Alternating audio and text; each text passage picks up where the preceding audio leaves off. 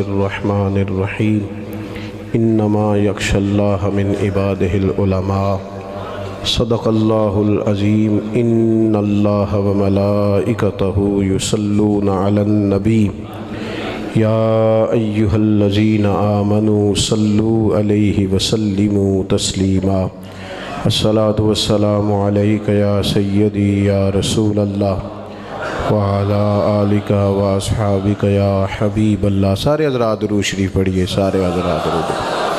الصلاۃ والسلام علیک یا سیدی یا رسول اللہ وعلی آلک واصحابک یا حبیب اللہ۔ حمد و صلاۃ کے بعد حضرت قبلہ مفتی نذیر احمد سعیدی صاحب رحمۃ اللہ علیہ کے عرس مبارک کی تقریبات ہیں۔ صاحبزادہ عبدالرحمن صاحب نے، ان کے معاونین نے اس خوبصورت اہتمام کو بڑے اچھے طریقے سے سجایا اور نبھایا ہے۔ جب میں حاضر ہوا تو شیخ الحدیث حضرت علامہ قبلہ سائیں غلام رسول قاسمی صاحب دامت برکاتہم العالیہ گفتگو فرما رہے تھے۔ صاحبزادہ صاحب نے بھی باتیں کی، یہاں کچھ اور مشائخ بھی جلوہ فراز ہیں۔ میرے چونکہ ذمے لگایا گیا تھا، وگرنہ بزرگ موجود ہیں، خوبصورت کہتے ہیں اور خوبصورت لکھتے ہیں۔ اللہ تبارک و تعالی آپ کی مساعی جمیلہ کو اپنی بارگاہ میں قبول فرمائے اور قبولیت عامہ نصیب فرمائے۔ دوستو، زیادہ باتیں آپ کی خدمت میں عرض نہیں کرنی۔ موبائل آپ ضرور چلائیں، لیکن صرف موبائل نہ چلائیں، میری بات بھی ساتھ سنیں۔ اللہ آپ کو خوش رکھے۔ فوٹو کافی ہو گئی جی، اور بھی غم ہے زمانے میں محبت کے سوا۔ دوستو، میں نے چند ایک باتیں بڑے مختصر سے وقت میں آپ کی خدمت میں عرض کرنی ہے۔ حضرت مجدد الفسانی رحمۃ اللہ علیہ فرماتے ہیں کہ ایمانیات کے بعد دین تین چیزوں کا نام ہے۔ جو لوگ اخلاقی طور پر، روحانی طور پر اپنے آپ کو مضبوط کرنا چاہیں تو لمبی چوڑی بات نہیں، تین چیزیں اگر وہ اپنے اندر پیدا کرنے میں کامیاب ہو گئے تو انہوں نے اپنے آپ کو اخلاقی طور پر، روحانی طور پر، باطنی امور میں مکمل کر لیا۔ تین ہی چیزیں۔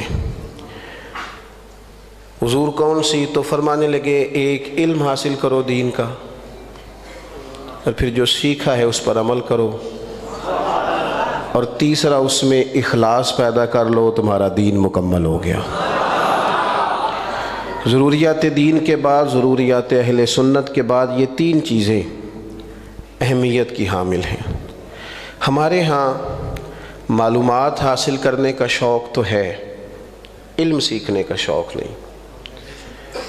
اور معلومات بھی جو لوگ حاصل کرتے ہیں وہ اپنے لیے حاصل نہیں کرتے، وہ اپنا روب بنانے کے لیے حاصل کرتے ہیں۔ وہ خاص شغف، وہ خاص شوق جو ہمیں قرون اولیٰ کے بزرگوں میں ملتا ہے کہ بڑی طلب تھی کہ ہمیں حضور سید عالم کی حدیث ملے، ہمیں قرآن مجید کے مفاہیم کا پتہ چلے، ہم اپنے لیے اس میں سے خیر جمع کر سکیں۔ وہ شوق اس طرح رہا نہیں۔ اگر تقریریں سنی بھی جاتی ہیں، باتیں سنی بھی جاتی ہیں، تو کچھ دیر کانوں کی لذت کے لیے، کچھ ذائقے کی تبدیلی کے لیے، کچھ ذرا تھوڑی دیر کے مست ہونے کے لیے، کچھ واہ واہ کی داد دینے اور کچھ سمیٹنے کے لیے۔ اگر علم کا شوق ہو کہ میں نے دین سیکھنا ہے، دیکھیں نا، ہمارے اسکولوں کالجوں کی دیواروں پر انگریزوں کے اقوال لکھے ہوئے ہیں۔ میرا دل کرتا ہے کئی دفعہ پوچھوں کہ بچوں کو ساری احادیث ہم یاد کرانے میں کامیاب ہو گئے؟ اگر تو وہ یاد ہو گئی ہیں تو اس کے بعد بڑی دیر کے بعد کسی اور چیز کی باری آئے گی، لیکن وہ خاص معنویت جو نبی کریم صلی اللہ تعالیٰ علیہ وسلم کے مقدس فرامین میں ہمارے لیے موجود ہے، اور قرآن مجید کی آیات بینات میں جو ہمارے لیے موجود ہے، اس طرف ہم رغبت کریں، شوق پیدا کریں۔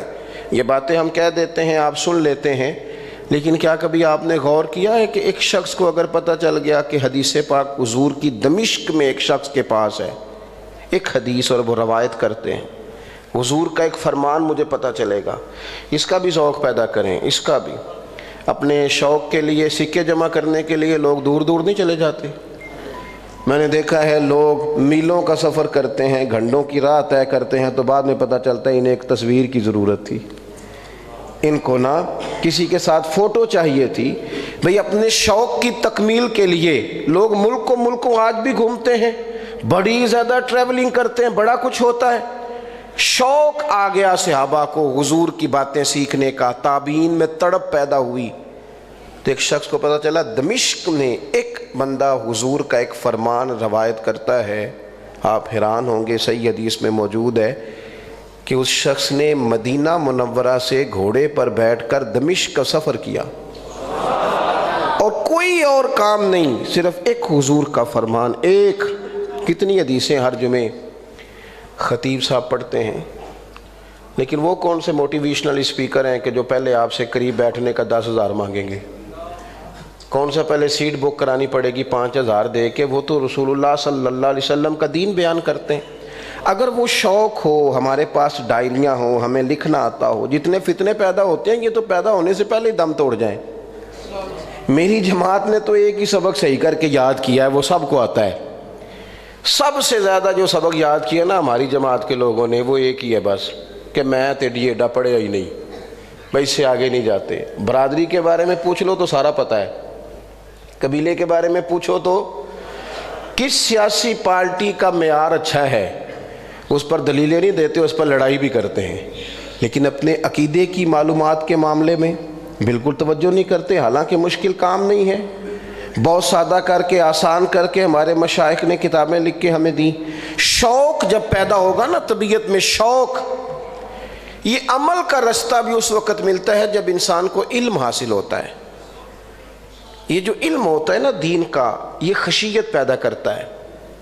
جس بچے کو معلومات ہی نہیں ہے کتاب اور اینٹ میں کیا فرق ہے، تو وہ تو حجم سمجھے گا، وزن جانے گا، لیکن جس کو پتہ ہے کہ کتاب کتنی بڑی چیز ہے تو پھر وہ تو سینے سے لگائے گا، وہ تو ہر وقت اس کو اپنے دل میں سما کے رکھے گا۔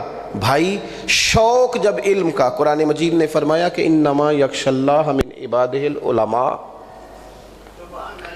فرمایا اللہ کے بندوں میں سے جو عالم ہیں وہ اللہ سے ڈرتے ہیں۔ یہ علم تعمیر کرتا ہے، جب انسان کو معلومات ہوتی ہیں، علم ہوتا ہے، تو پھر اس کے لیے عمل کرنا آسان ہو جاتا ہے۔ کوئی دین کی بات آپ نے کبھی سنی تھی، آپ اپنی عملی زندگی میں اس کا نفاذ نہیں بھی کر سکے، سستی ہو گئی، لیکن آپ نے سنی تھی، آپ کو یاد تھی، اگر آپ وہ کام کرنے لگتے ہیں نا، کبھی وہی بات آپ کے سامنے آتی ہے، وہ کام آپ کے سامنے آتا ہے تو آپ نے اس پر عمل نہیں کیا، لیکن اگر آپ کو پتہ ہو نا تو ایک دفعہ آپ کو یاد ضرور آتا ہے کہ یار یہ میں نے سنا ہوا ہے۔ وہ ایک دفعہ اندر سے نا حاشیہ خیال سے کچھ چیز دستک دیتی ہے، توجہ ہوتی ہے۔ اگر ہم نے دیکھو، اگر روزانہ 100 آدمی کسی عالم سے مسئلہ پوچھتا ہے تو ان میں 95-98 لوگ وہ ہوتے ہیں جو طلاق کا مسئلہ پوچھتے ہیں۔ میں بڑی ذمہ داری سے عرض کرتا ہوں کہ اگر لوگوں کو یہ کنفرم ہو جائے نا طلاق خدا نخواستہ دینی پڑے تو دینی کس طرح سے ہے۔ اگر انہیں ہم نہ 15-20 دن پہلے شیروانی کا کہنا پڑتا ہے، پھر جا کے شیروانی تیار کرتا ہے درزی، اور 3-4 ماہ پہلے لوگ احتیاطاً، بعض لوگ تاریخ بھی تھوڑی پہلے کی بتاتے ہیں کہ ذرا نا فرنیچر والا جلدی فرنیچر دے دے۔ اتنی کوششیں کی جاتی ہیں، بہت پہلے میرج ہال اچھا دیکھ کے بک کرایا جاتا ہے، ہر چیز طے کی جاتی ہے، اور ہفتوں لوگ مارکیٹوں اور بازاروں میں رہتے ہیں شادی سے قبل۔ دوستو چلیں 2 گھنٹے کے لیے اپنے بیٹے کو کسی عالم کے پاس لے چلیں، اتنے گھر بچ جائیں گے اجڑنے سے۔ بعض اوقات تو کلیجہ منہ کو آتا ہے، 4 بیٹیاں، غریب گھرانہ، جھگڑا ہوا، شوہر نے 3 طلاقیں یکمشت دے دی۔ ان بیٹیوں کی طرف دیکھ کے، چھوٹی چھوٹی بچیوں کی طرف رونا آتا ہے، یعنی یہ ماں باپ کے ہوتے ہوئے بھی یتیموں جیسی زندگی گزاریں گی۔ کاش ہم نے اپنی ضرورت کے لیے ان چیزوں کو سیکھا ہوتا، تھوڑا سا آگے بڑھے ہوتے، کوشش کی ہوتی۔ ہر جمعے مولانا صرف ایک گزارش کرتے ہیں، یار ذرا جلدی آ جایا کرو، یار ذرا جلدی آ جایا کرو۔ حضور کی بات، میرے ایک دوست ہے میرے ساتھ کالج میں رہے، کہنے لگے زندگی کس طرح گزاریں، کچھ مطلب سمجھ نہیں آتی۔ میں نے کہا آپ کو کوئی حضور کی حدیث آتی ہے؟ چلے اسلامیات کی کتابوں میں بندہ شروع سے پڑھتا ہی ہے نا کچھ نہ کچھ، کوئی آتی ہے تو سناؤ۔ اس نے کہا مجھے آتی ہیں کچھ، میں نے پڑھی ہیں۔ میں نے کہا چلو سناؤ۔ کہنے لگا اللہ کے محبوب علیہ السلام نے فرمایا تم میں سے بہتر وہ ہے جو دوسروں کے حق میں بہتر ہے۔ تو میں نے کہا یہ حدیث پورا دستور ہے زندگی کا، آپ کو آتی ہے، آپ اس کے مطابق اپنے آپ کو ڈھالیں۔ چھوڑ دو کسی سے طلب کرنا کہ وہ آپ کا خیال رکھے، چھوڑ دو مانگنا کہ میرے حق ادا کیے جائیں۔ اس حدیث کو سامنے رکھو، خیال کوئی رکھے یہ طلب چھوڑ دو، تم سب کا خیال رکھنا شروع کر دو، جذبات کا، احساسات کا، لوگوں کا، اپنوں کا، بیگانوں کا، سسرال والوں کا، میکے والوں کا، بہن بھائیوں کا مطالبہ چھوڑ دو۔ حضور نے فرمایا تم میں سے بہتر وہ ہے جس کا وجود دوسروں کے لیے نفع بخش ہے۔ تم احساسات کا، حضرت عائشہ صدیقہ رضی اللہ تعالیٰ عنہ فرماتی ہیں قربان جاؤں کبھی کبھی یوں بھی ہوتا تھا کہ حد ہو جاتی تھی، کریم محبوب اتنا کرم فرماتے۔ ایک دن حضور فرمانے لگے عائشہ جب تم راضی ہوتی ہو نا مجھ سے تب بھی مجھے پتہ چل جاتا ہے، اور جب تمہارے دل میں کوئی بات ہوتی ہے تو پھر بھی پتہ چل جاتا ہے۔ سیدہ کہتی ہیں میں نے عرض کی حضور میں اور آپ سے ناراض؟ تو محبوب فرمانے لگے بتاؤں تمہیں؟ محبوب کریم علیہ السلام نے فرمایا عائشہ تم کبھی کبھی قسم اٹھاتی ہو اور جب ہوتی ہو نا راضی تو کہتی ہو مجھے محمد مصطفیٰ کے رب کی قسم، اور جب تمہارے دل میں کوئی بات ہوتی ہے تو پھر کہتی ہو مجھے حضرت ابراہیم کے رب کی قسم، پھر تم جناب ابراہیم علیہ السلام کا نام لیتی ہو۔ سیدہ عائشہ صدیقہ کہتی ہیں میں کیفیت میں کھو گئی کہ محبوب تو لفظوں سے اندازہ کرتے ہیں کہ کوئی کیا سوچ رہا ہے، کوئی کہاں پہنچ گیا ہے۔ اتنا احساس ہم نے ساری زندگی مطالبہ کیا ہے۔ کبھی بہن بھائی میرا حق ادا نہیں کر رہے، کبھی دوست بڑے مجھے اچھے نہیں ملے، کبھی جناب فلاں، چھوڑ دیں بھائی، اس طرح تو انسان کمزور پڑ جاتا ہے۔ کوئی کیا کر رہا ہے کرتا رہے، اللہ کی بارگاہ میں جواب دہ ہے۔ ہم نے یہ دیکھنا ہے کہ ہماری جو ذمہ داریاں تھیں ہم نے ٹھیک ادا کی ہیں کہ نہیں کی، ہم نے ذمہ داریوں کو پورا کیا کہ نہیں کیا۔ حضور نے کہا عائشہ مجھے پتہ چل جاتا ہے، یہاں تک احساس ہے۔ جب ہم چیزوں کو سیکھیں گے تو اللہ ہمارے دل کو نرم کر دے گا۔ جب ہمارے اندر وہ شوق پیدا ہوگا کہ ہم نے حضور کے کوئی موٹیویشنل اسپیکر ہو، کوئی بڑے سے بڑا دانشور ہو، آپ کے ذہن کی اصلاح کی تو بات کر سکتا ہے، لیکن جو بات آپ کے دل کو سکون دے، روح کو تازہ کرے، طبیعت کو ٹھنڈا کر دے، وہ بات صرف مدینے والے مصطفیٰ کی ہے۔ سیدہ کہتی ہیں میں نے عرض کی حضور میرے لبوں سے نام ہی جاتا ہے، دل میں آپ ہر وقت موجود رہتے ہیں۔ تو دوستو سیکھیں، شوق پیدا کریں۔ اعلیٰ حضرت بریلوی رحمۃ اللہ علیہ سے جب پوچھا گیا کہ حضور علم کے ذرائع کیا ہیں، تو آپ نے فرمایا ایک تو یہ ہے کہ باقاعدہ کورس پڑھا جائے جو مروجہ کورس ہے درسیات کا، درس نظامی کا، ایک یہ ہے کہ مطالعہ کیا جائے، اور ایک بہت بڑا ذریعہ اعلیٰ حضرت فرمانے لگے صحبت علماء ہے۔ تم علماء کے پاس بیٹھو تو ان کی بات غور سے سنو، اپنے اندر توجہ پیدا کرو، شوق پیدا کرو، تمہارا مزاج ہو۔ اور جو طلباء ہیں اگرچہ وہ اسکول کالج سے ہی وابستہ ہیں، ان کا ٹائم ہے پڑھائی کا، بہت ڈھیر سارے بچے فیل ہو گئے فرسٹ ایئر میں۔ آپ کو پتہ ہے وجہ کیا بنی ہے؟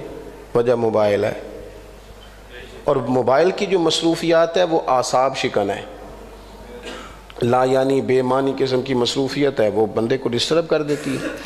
تھوڑا سا نا کتاب کا شوق ہو، مطالعہ کا شوق ہو، دوران طالب علمی ہی پڑھا جا سکتا ہے جتنا زیادہ پڑھا جائے، اور تھوڑی تڑپ ہو، تھوڑی طلب ہو۔ ہمارے استاد فرمایا کرتے تھے کئی دفعہ نا شاگردوں کے سوالات، سامعین کے سوالات، اور سوال سیکھنے کے لیے ہو، امتحان لینے کے لیے نہ ہو۔ ہمارے ہاں زیادہ تر سوالات ہوتے ہیں کہ ذرا نا پہلیاں لوگ یاد کر لیتے ہیں، پہلیاں، پھر کہتے ہیں میرے سوال دا جواب کسے مولوی نو نہیں آیا، حالانکہ کوئی پہلی ہوتی ہے، کوئی علمی بات نہیں ہوتی، شوق ہو۔ فرمایا کرتے تھے طلباء کے سوالات کئی دفعہ بڑا مطالعہ کی طرف لے جاتے ہیں، انسان آگے بڑھتا ہے، طلب ہو نا جب، شوق ہو۔ دیکھو یہاں آپ کے ہاں بڑے محقق عالم موجود ہو نا، لیکن میں چونکہ 4 گھنٹے کا سفر کر کے آیا ہوں اور یہاں رہتا نہیں ہوں، دور سے آیا ہوں، تو ایک ذہن ہوتا ہے کہ یار ایک بندہ دور سے آیا ہے تو ذرا اس کی بات کو سنا جائے، ایک توجہ ہوتی ہے۔ یہاں آپ کہیں چل کے جاتے ہیں نا 2-4 گھنٹے کا سفر کر کے، تو طبیعت ہوتی ہے کہ یار میں اتنا کچھ کر کے آیا ہوں تو مجھے ذرا سیکھنا چاہیے۔ یہ جو شوق ہوتا ہے نا، شوق، طبیعت میں طلب۔ حضرت غوث اعظم رضی اللہ تعالیٰ عنہ کی خدمت میں ایک شخص نے عرض کی، حضور میں نے نفلی حج کے لیے جانا ہے، میری تیاری ہے۔ اس کے لہجہ اس طرح کا تھا، بتانے کا انداز اس طرح کا تھا کہ حضرت نے مشورہ دیا، فرمایا